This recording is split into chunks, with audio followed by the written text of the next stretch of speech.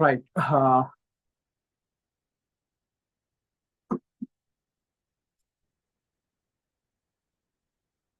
Board விளங்குதா எல்லாருக்கும்? Board clear ஆகிதா? ஓ சார். ஓகே.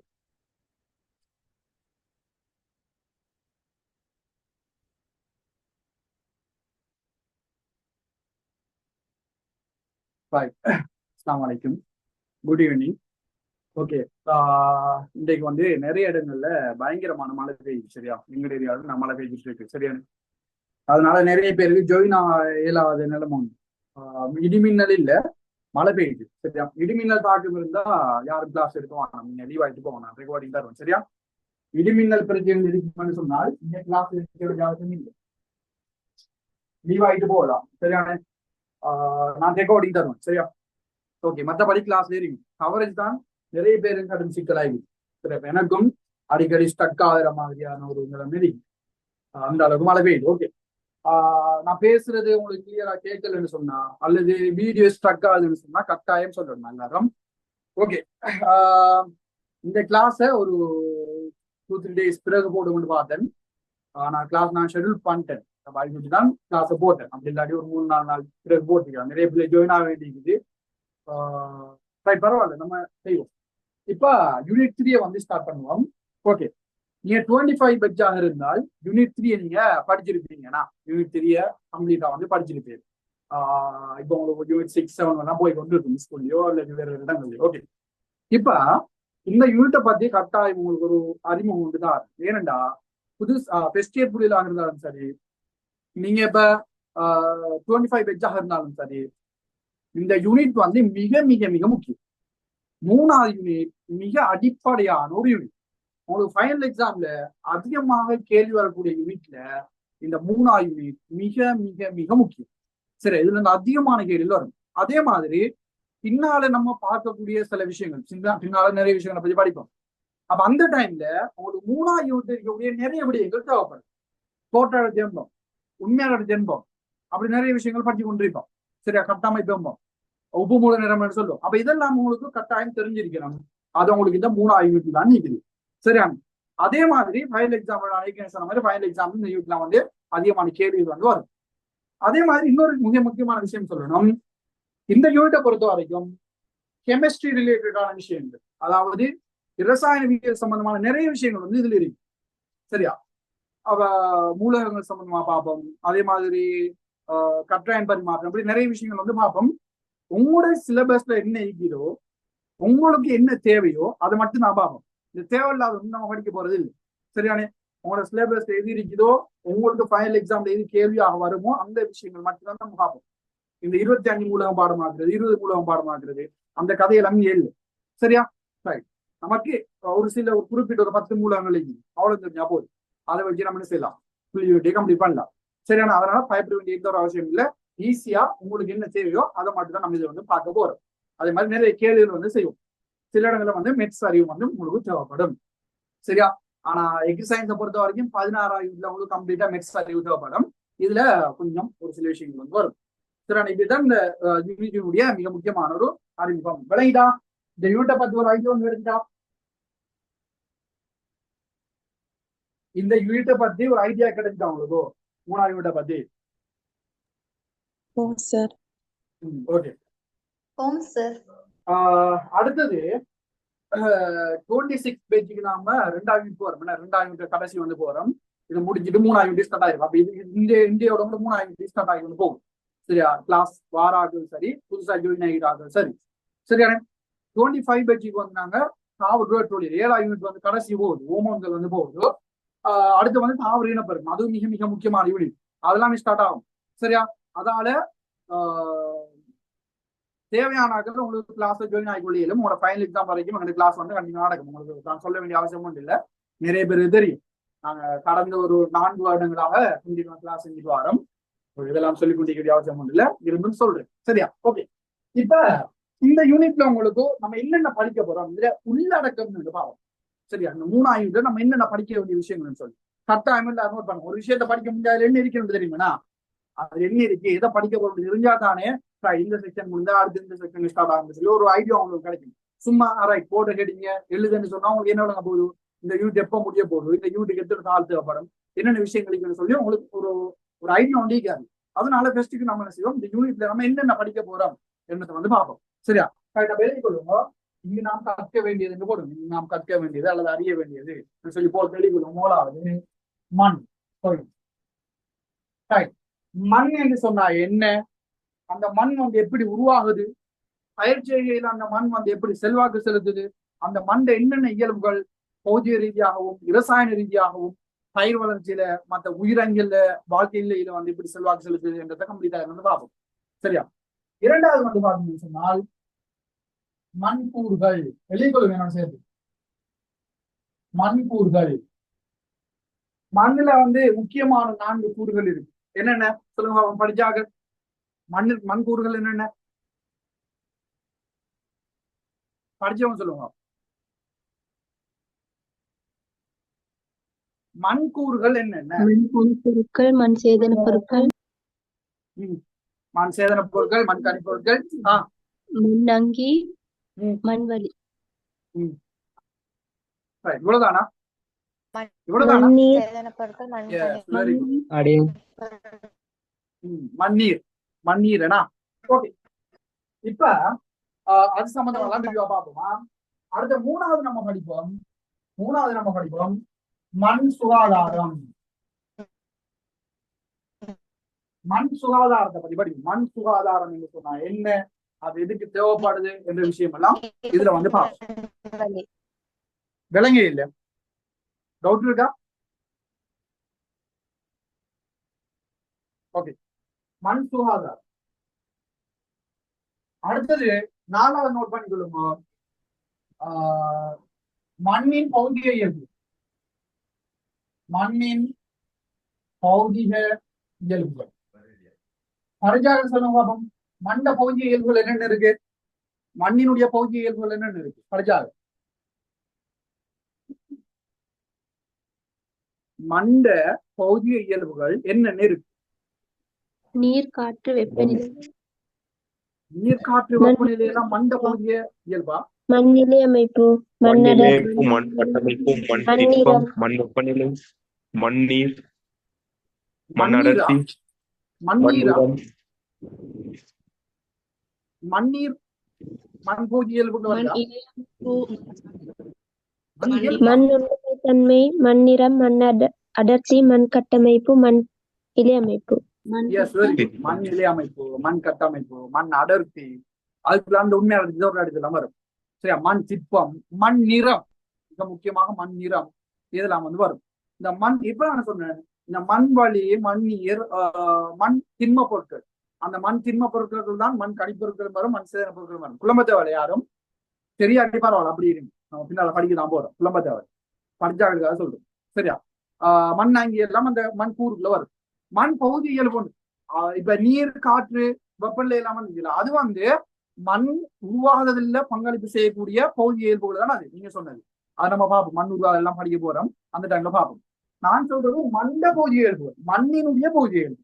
மண்ணினுடைய பகுதி இயல்புன்னு சொல்றேன். நீங்க சொன்ன மாதிரி இந்த மண் கட்டாப்பு, மண் நிறம், சொல்லி மண் அடர்த்தி எல்லாம் அதுல வந்து வரும். சரி, அதெல்லாம் வீடியோ பார்ப்போம். அடுத்தது 5வது மண்ணின் இரசாயன இயல்புகள்.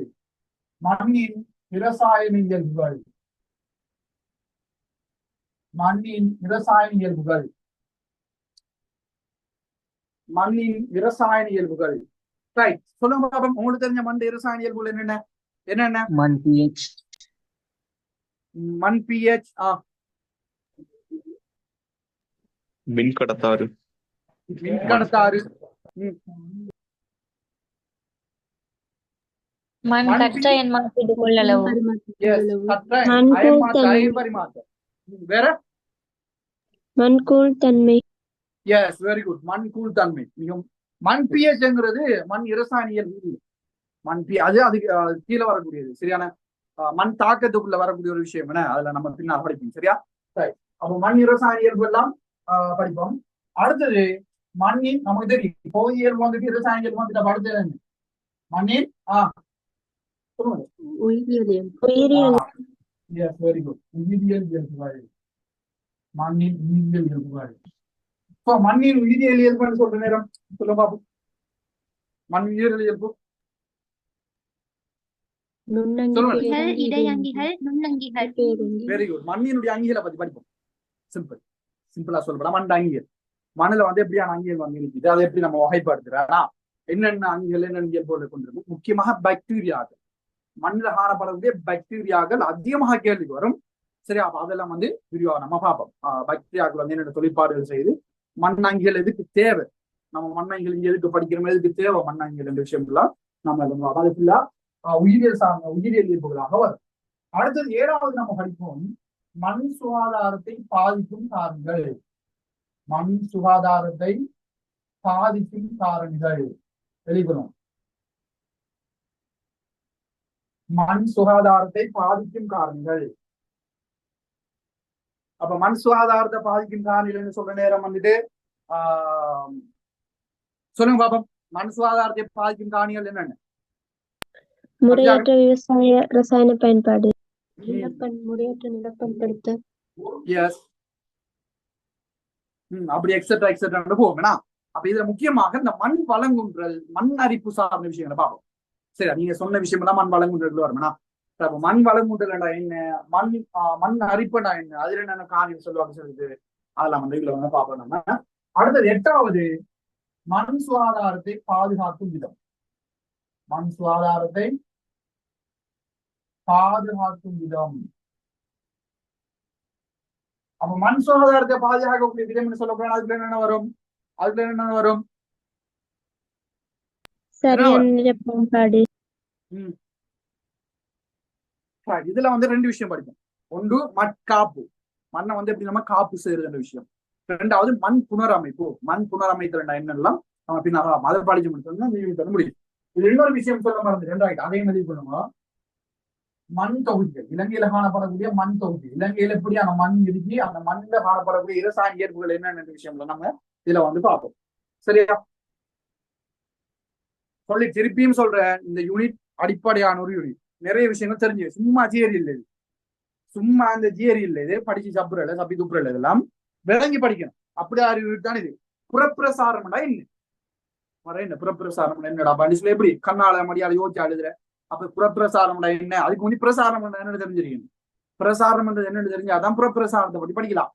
அயன் பரிமாற்றம் என்னன்னு தெரிஞ்சாதான் உப்பு மூல நிரம்பல் செய்யலாம், உப்பு மூல நிரம்பல் சாயுதம் கடிக்கலாம். அமில அயன்கள் என்னன்னு தெரிஞ்சாதான் உப்பு மூல நிரம்பல் கேள்வி செய்யலாம். சரியா? இப்படி நிறைய விஷயம் இருக்கு. மண்ட பிஹெச் படிப்போம். பிஹெச் வந்து எப்படி மாறுனா, பைச்சகையில அல்லது மண்ணங்கியல்ல வந்து பிஹெச் மாற்றம்ன்றது எப்படியான தாக்கத்தை ஏற்படுத்தும்.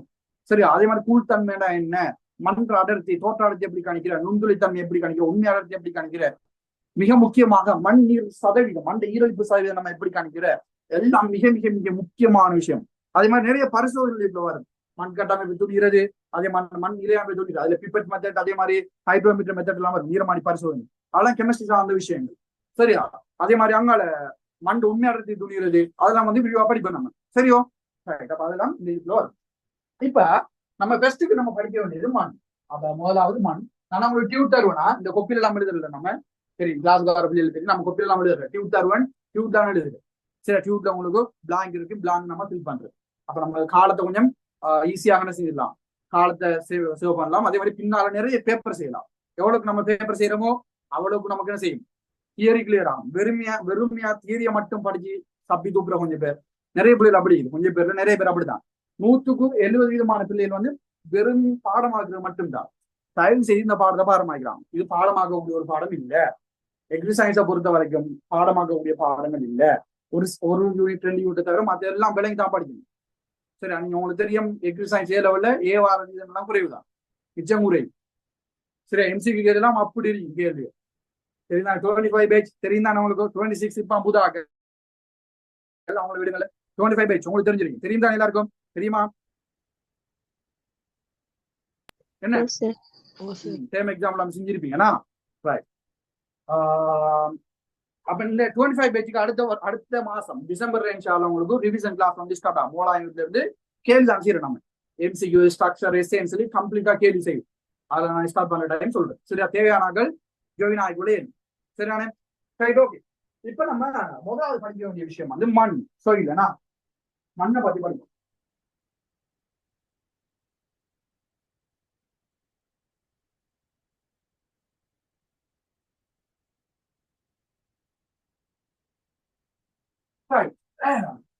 மண்ணுன்னு சொல்ற நேரம் படிச்சாக்கு சொல்லுவாங்க. மண் என்ன?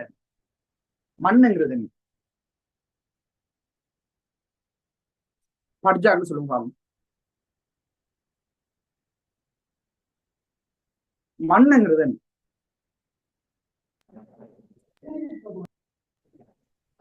கதைங்க இல்ல, சொல்லுங்க. படிச்ச விஷயங்கள் சொல்லுங்க. சரியா பிள்ளையோ நம்ம தானே கதைங்க பார்ப்போம். மண்ணுங்கிறது மண் கனிப்பொருட்கள், மண் சேதன பொருட்கள், மண் வலி, மண் அங்கிகளை கொண்டதும் தாவரங்களுக்கு ஏற்ற ஊடகத்தை வழங்குவதும். S, very good. அதாவது சிம்பிளா ஞாபகம் வச்சு கொள்ளலாம்.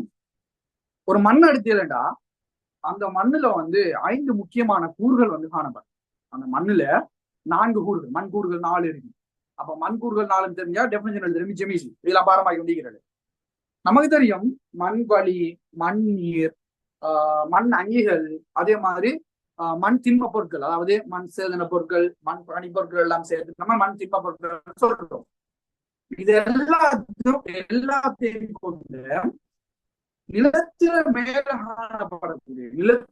மேல காணப்படக்கூடிய தாவர வளர்ச்சிக்கு தேவையான ஊடகத்தை வழங்கக்கூடிய ஒரு ஒரு ஒரு ஒரு என்ன சொல்றேன், ஒரு பிரதானமான தாவர வளர்ச்சிக்கு தேவையான சகல விஷயம் வந்து மண்ணில் இருக்கு. நீங்க சாதாரணமா யோசிச்சு பாருங்க. நம்ம 8ஆம் யூனிட் அடுத்த 25 வந்து ஸ்டார்ட் ஆக முக்கியமான யூனிட் 8ஆம் யூனிட் இந்த டிஷ்யூ கல்ச்சர், இளைய வளர்ப்பு என்ற ஒரு மிக முக்கியமான ஒரு விஷயம் நான் படிப்போம். அந்த டைம்ல உங்களுக்கு கிளியர் ஆகும். என்ன விஷயம்னா, இப்போ ஒரு வித்து இருக்கு, ஒரு வித்து இருக்கு. ஒரு வித்தை நம்ம மண்ணுல போட்டோம்னு சொன்னா அதுக்கப்புறம் நம்ம கவனிக்கிறது இல்லையா, ஓவா இல்லையா? இப்ப வீட்டுல வந்து ஒரு மாவித்து, அந்த மாவித்தை நம்ம என்ன செய்வோம்? நான் பேசுறது கிளியரா விளங்குதா? வீடியோ எல்லாம் கிளியரா?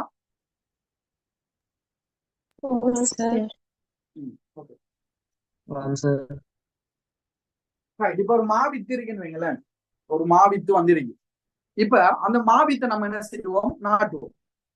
நாட்டினதுக்கு பிறகு நம்ம அந்த வித்தம் வந்து என்ன செய்ய மாட்டோம்? அடிக்கடி வந்து போய் பார்த்து தண்ணி ஊத்துறது அப்படியெல்லாம் செய்ய மாட்டோம். ஆனா ஒரு குறிப்பிட்ட காலத்துக்கு பிறகு என்ன செய்யும்? ஒரு ஒரு ஒரு கொஞ்ச நாளைக்கு பிறகு அந்த வித்து வந்து முளைச்சிருக்கு. அப்ப அந்த வித்து முளைக்கிறதுக்கு நீங்க எது சரி செஞ்சீங்களா? அந்த வித்தை முளைக்க செய்யறதுக்கு நம்ம எது சரி செஞ்சா? வெப்பநிலையை கட்டுப்படுத்தி, சாரீர பதனை கட்டுப்படுத்தி, அடிக்கடி வந்து நீர் பாய்ச்சி, பசலை போட்டு, இதெல்லாம் நீங்க செஞ்சீங்களா? இதெல்லாம் செஞ்சா? இல்ல சார். இல்ல. பாருங்க, ஒரு வித்து வந்து சாதாரணமா இயற்கையாக அது முளைச்சு வருது. இயற்கையாக என்ன செய்யுது? அது முளைச்சு வருது. ஒரு வித்து முளைத்தலுங்கிற டைம் அந்த வித்துக்குள்ள நிறைய ப்ராசஸ் வந்து நடக்கும். நம்ம 8ஆம் யூனிட்ல வந்து பார்ப்போம். நிறைய இரசாயன ரீதியான விஷயங்கள், ஓமோண்ட தொழிற்பாடு, அப்படி நிறைய இதுல வந்து அந்த வித்துக்குள்ள நடக்கும். ஒரு வித்துக்குள்ள எப்படி நீர் போகுதுன்றதே மிக முக்கியமான ஒரு விஷயம். அதை டீப்பா படிக்க வேண்டிய ஒரு விஷயம். அப்ப ஒரு வித்து வந்து சாதாரண ஒரு மண்ணுல போட்டு அந்த வித்து முளைக்குதுண்டா, அந்த மண்ணுல எவ்வளவு அந்த மண் வந்து எப்படியான உயிரியல் தன்மையை கொண்டிருக்குன்னு பாருங்க பாப்போம். எப்படியான உயிர்ப்பு தன்மையை கொண்டிருக்குன்னு பாருங்க. உயிரியல் தன்மை இல்ல, உயிர்ப்பு தன்மை. அப்ப அந்த மண் உயிர்ப்பாக இருக்கிறதாலதான் அந்த வித்தை வந்து என்ன செய்யறாங்க? ஒரு சாதாரண வித்துல இருந்து ஒரு நாட்டுக்கு முளைச்சு அந்த நாட்டு வந்து ஒரு பெரிய மாமரமாக வளருது. ஒரு பாரிய ஒரு மாமரமாக என்ன செய்யுது? வளருது. சரியான ரைட். இப்ப அப்ப பாருங்க, மண்ணுக்கு வந்து உயிர்ப்பு தன்மை வந்து இருக்குதுன்னா, இதே நம்ம இளைய வளர்ப்புல படிப்போம். செயற்கையாக நம்ம மனிதன் ஒரு செயற்கையாக ஒரு வித்தை உருவாக்கி அந்த வித்தை முளைக்க செய்யறதுன்றது பாரி ஒரு சவால். ஏன்னா நீங்க நிறைய வெப்பநிலையை கட்டுப்படுத்தணும், ஒளியை கட்டுப்படுத்தணும், மண்ணை கட்டுப்படுத்தணும், நிறைய விஷயங்களை நம்ம கட்டுப்படுத்தி தான் இளைய வளர்ப்பு மூலமாக ஒரு சிறிய தாவரத்தை, ஒரு நாட்டை நம்ம உருவாக்குவோம். சம்டைம் அதுல ஏதாவது ஒரு இன்ஃபெக்ஷன் ஆகிட்டு, ஏதாவது ஒரு உண்மை தொற்று ஏற்பட்டால் சகல நாட்டும் அழிஞ்சு போகும். சகல அந்த அந்த லேபிள் இருக்கக்கூடிய சகல நாட்டுகளும் அழிஞ்சே போயிடும். அது பாரி ஒரு இழப்பு ஏற்படுத்தும். அப்ப என்ன சொல்ல வாருண்டா, செயற்கையாக நம்ம ஒரு வித்தை உருவாக்கி அல்லது ஒரு நாட்டை நம்ம முளைக்க செய்யணுன்ற நேரம் நம்ம சூழல் காலநிலை கட்டுப்படுத்த வேண்டியிருக்குது. நிறைய எஃபர்ட் போட வேண்டியிருக்குது. எல்லாத்தையும் பார்த்து செய்ய வேண்டியது. ஆனா இதே நீங்க நம்ம சூழல்ல வந்து பாருங்க, ஒரு சாதாரண மாவித்தை தூக்கி போட்டோம்டா அதுக்கு பிறகு பார்க்க இதே இல்லை.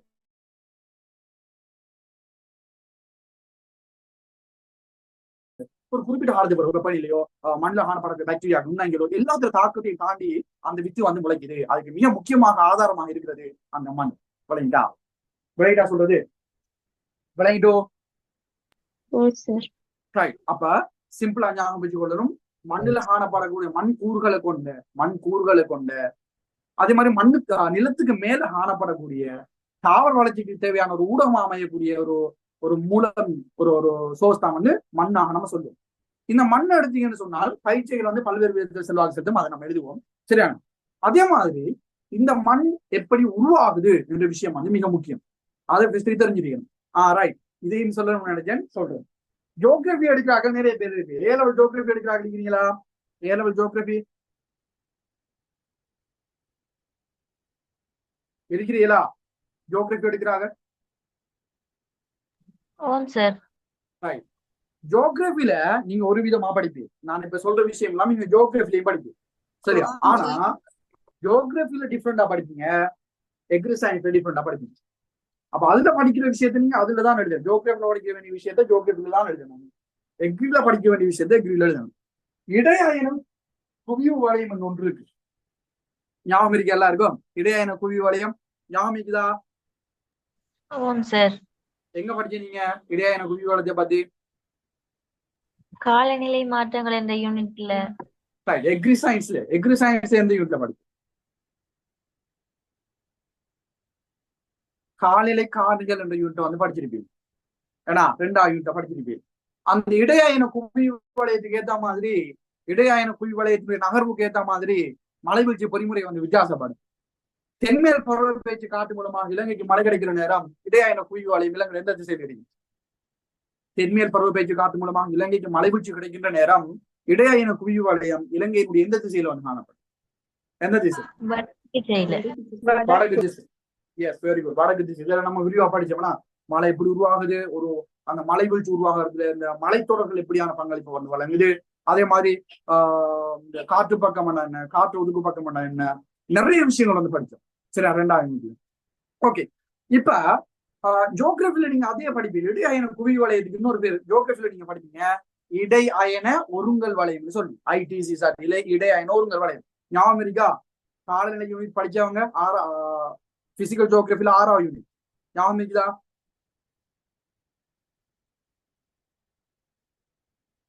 படிக்காத படிப்பீங்க.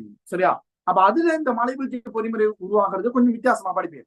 இடையாயன குவி வளையத்தை காத்து நகற்றும் என்று இங்க படிப்பில் எக்ரியில, அங்க ஜியோகிராபில படிப்பீங்க இடையாயன குவி வளையம் நகரத்தால காற்று போக்கு மாறுது, காற்று திசை குழம்பத்தேவல நீங்க அதை படிக்கிற டைம் உங்களுக்கு விளங்கும். சரியா? ஓகே. அப்ப ஜியோகிராபில படிக்கிறது நீங்க ஜியோகிராபில அப்ளை பண்ணணும், எக்ரியில படிக்கிறது எக்ரியில அப்ளை பண்ணணும். இந்த சொற்கள் வரைவிலக்கணம் எல்லாம் வித்தியாசப்படும். அங்க படிக்கிறது இங்க ஒண்ணாங்க எழுதுறது, இங்க படிக்கிறது அங்க ஒண்ணாங்க எழுதுறது, மார்க்ஸ் கிடைக்காது. கவனமா இருக்கு அந்த விஷயத்துல, அதையும் சொல்லிக் கொடுறேன். ரைட். அப்ப ஒரு மண் உருவாகிறதுல வந்து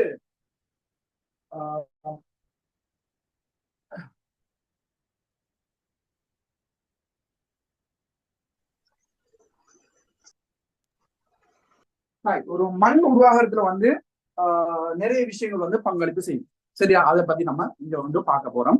அதுக்கு முந்தைய பாறைகள் சொன்னா என்று பார்ப்போம். பாறைங்கிறது பல்வேறு கனிப்பொருட்கள் சேர்ந்து உருவாகக்கூடிய ஒரு அமைப்பை நம்ம பாறைகள்னு சொல்லுவோம். மண்ணில காணப்படக்கூடிய நிறைய கனிப்பொருட்கள் ஒன்று சேர்ந்து உருவாகக்கூடியதுதான் பாறை. சரியா? இந்த பாறைகளை நம்ம 3ஆக பிரிக்கலாம்.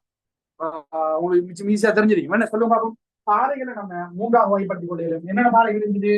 என்னென்ன பாறை? தீப்பாறை,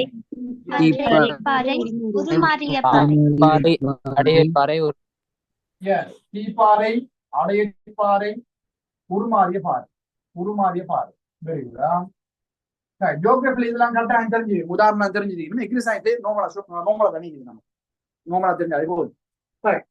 தீப்பாறைங்கிறது நமக்கு தெரியும் நிலத்துக்குள்ள வந்து மக்மா குழம்புகள் இருக்குது. நிலத்துக்குள்ள வந்து மக்மா குழம்பு நீங்க அகவிசையில வந்து படிச்சிருக்கீங்க, ஜியோகிராபி எடுக்கிறாங்க. நல்லா விளைஞர்கள் எல்லாரும் நிலத்துக்கு உட்புறம் நிலத்துக்குள்ள மக்மா குழம்புகள் இருக்குது. இந்த மக்மா குழம்பு அதிகமான அமுக்கம் வெப்பம் காரணமாக என்ன செய்யணும்னு சொன்னா, அதே மாதிரி நிறைய அகவிசை தொழிற்பாடு காரணமாக என்ன செய்யணும்னா நிலத்துக்கு மேல புவியோட்ட பிச்சு கொண்டு பீச்சு அடிக்கும்.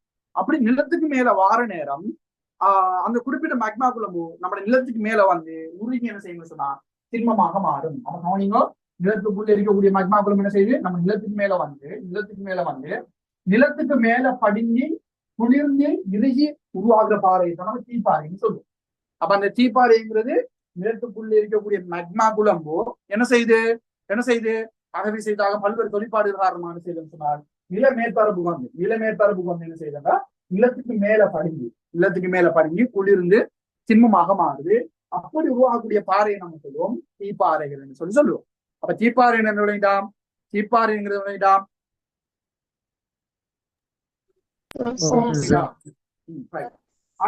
அடுத்து வந்து அடையல் பாறை என்றது மண்ணில காணப்படக்கூடிய கனிப்பொருட்கள்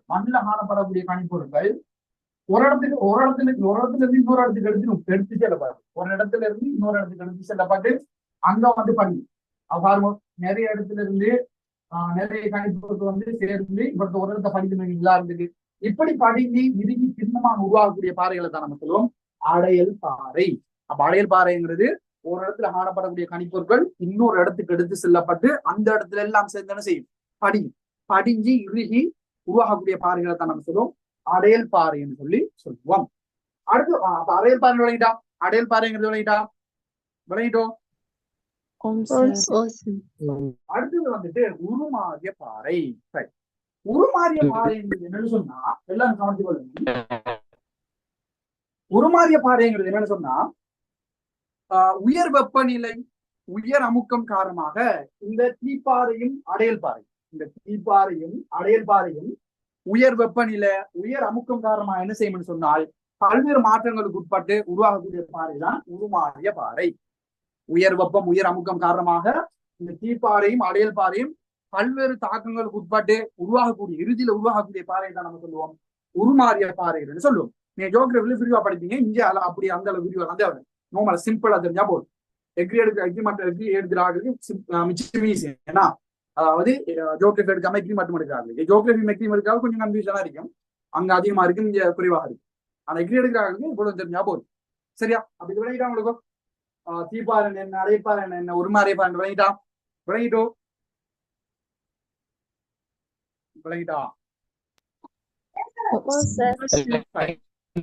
பிடிஎஃப் நான் குரூப்ல வந்து போடுவேன். சரியா? நான் குரூப்ல போடுவேன். சரியான? அடுத்தது எங்களுக்கு கிளாஸ் ஜாயின் ஆக விருப்பமானார்கள் ஜாயின் ஆகிக்கொள்ளே. கால நேரங்களை வீணாக்குவான். சரியா? எக்ஸாம் முடியறதுக்கு முன்னாடி நம்ம எவ்வளவு குயிக்கா முடிக்கிறோம் தியரியை முடிச்சுட்டு நம்ம ஃபுல்லா பேப்பர் தான் செய்வோம். கடைசி கட்டத்துல நான் இதுவரைக்கும் நான் சொன்னேன் 4 வருஷமா நான் கிளாஸ் செய்யறேன். எக்ஸாம் நெருங்குற டைம்ல தான் நிறைய பேர் வருவாங்க. அது படிக்கணும் இது படிக்கணும், அந்த யூனிட் கிளியர்ல இந்த யூனிட் கிளியர்ல அந்த யூனிட் ரெக்கார்டிங் வேணும் இந்த யூனிட் ரெக்கார்டிங் வேணும்னு சொல்லி வாங்கிட்டு போவாங்க. ஆனா அந்த ஷோர்ட் டைம்ல ரெக்கார்டிங் பார்த்து கேள்வி செஞ்சு படிக்கிறது உண்மையா சாத்தியம் இல்லாத சாத்தியம்னா கொஞ்சம் சவாலான விஷயம். கஷ்டப்பட்டுதான் படிக்கணும். சரியானே? அப்ப கடைசி கட்டத்துல உங்களுக்கு இந்த பாடம் படிக்கணும், இன்னும் 2 பாடம் இருக்கு அதையும் படிக்கணும்.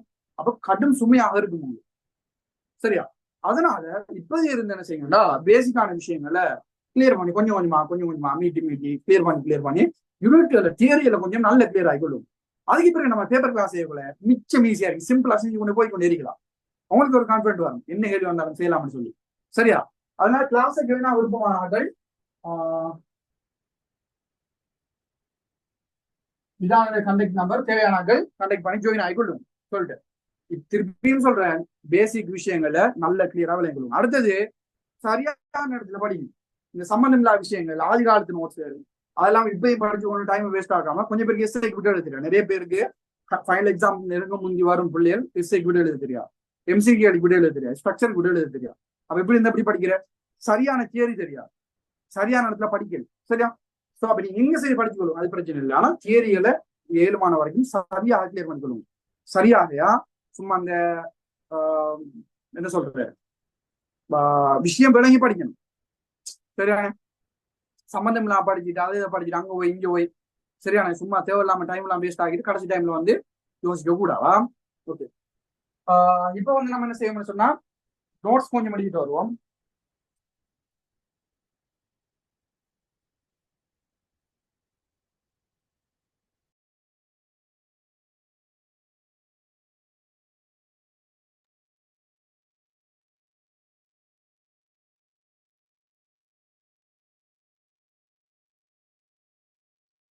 Right.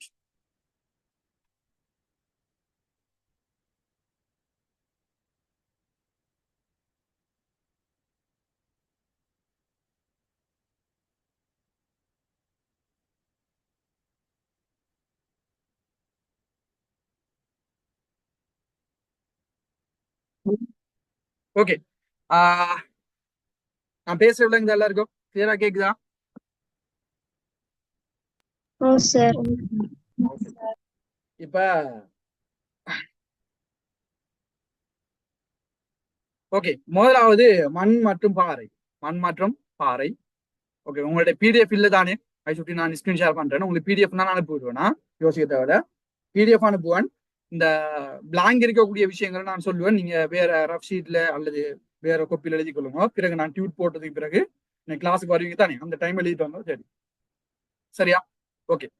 இப்ப முதலாவது வந்து நம்ம மண் என்று சொன்னா என்னன்னு எழுதிட்டு வரும். சரியா?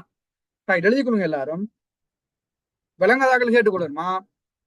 முதலாவது எழுதி கொள்ளுங்க. கனியங்கள், சேதன பொருட்கள்.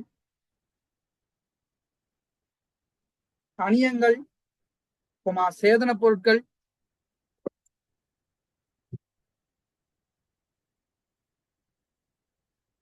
கனியங்கள், சேதன பொருட்கள்.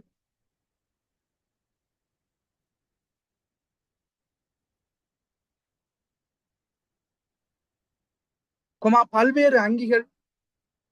பல்வேறு அங்கிகள். கனியங்கள், சேதன பொருட்கள், பல்வேறு அங்கிகள். பல்வேறு அங்கிகள். வலி, வலி.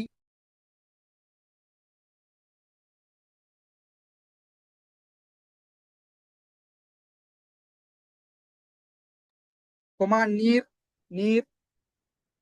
வலி, நீர். ஆகியவற்றை கொண்ட கனியங்கள், சேதன பொருட்கள், பல்வேறு அங்கிகள், வலி, நீர் ஆகியவற்றை கொண்ட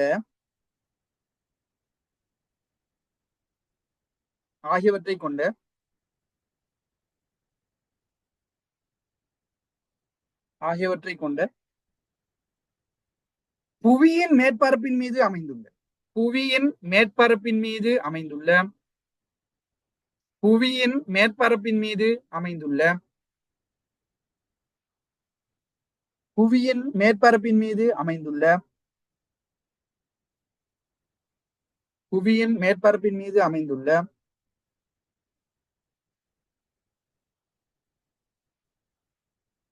தாவர வளர்ச்சிக்கு தேவையான ஊடகத்தை வழங்குகின்ற தாவர வளர்ச்சிக்கு தேவையான ஊடகத்தை வழங்குகின்ற தாவர வளர்ச்சிக்கு தேவையான ஊடகத்தை வழங்குகின்ற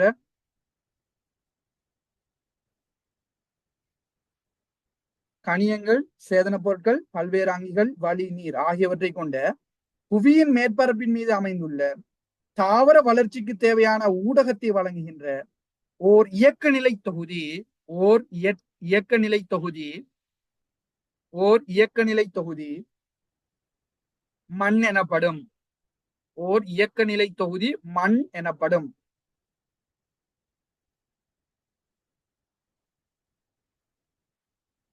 மண் எனப்படும். ஓர் இயக்கநிலை தொகுதி மண் எனப்படும்.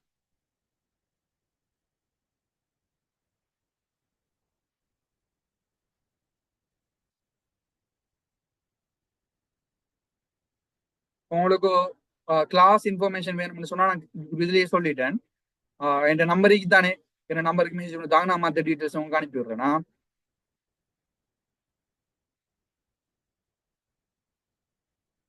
ரைட், அடுத்த பாயிண்ட் பாருங்க பாப்போம். மண்ணானது மீள உருவாகாத உயிர் சார்ந்த உடலாகும். மண்ணானது மீள உருவாகாது. இப்ப பாறைகள் நல்ல வானிலை அழிந்துதான் மண் உருவாகும். நம்ம பின்னால் படிப்போம். சரியா?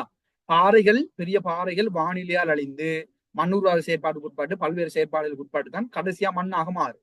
அப்ப இந்த கடைசியாக உருவாகக்கூடிய மண்ணுங்கிறது மேல உருவாகாத ஒரு உயிர் சார்ந்த ஒரு உடல். அப்ப இந்த நான் சொன்ன மாதிரி நிறைய உயிர்ப்பான நிறைய விஷயங்கள் வந்து மண்ணில நடக்குதுன்னா. அதே மாதிரி பாருங்க, இங்க சக்தி பாய்ச்சல் நிகழும். மண்ணுல சக்தி பாய்ச்சல் நிகழும். சரியா? பின்னால நம்ம அதை பத்தி பார்ப்போம். சரியா?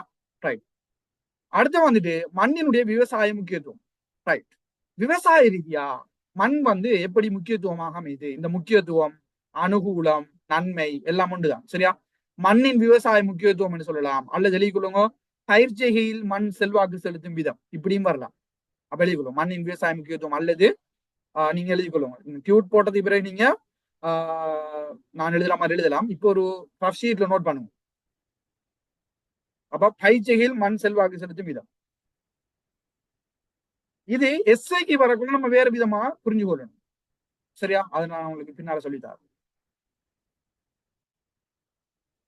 பயிர்ச்செய்கையில் எப்படி மண் முக்கியத்துவமாக அமையுது அல்லது பயிர்ச்செய்கையில் மண்ணினுடைய முக்கியத்துவம். பயிர்ச்செய்கையில் மண்ணினுடைய முக்கியத்துவம்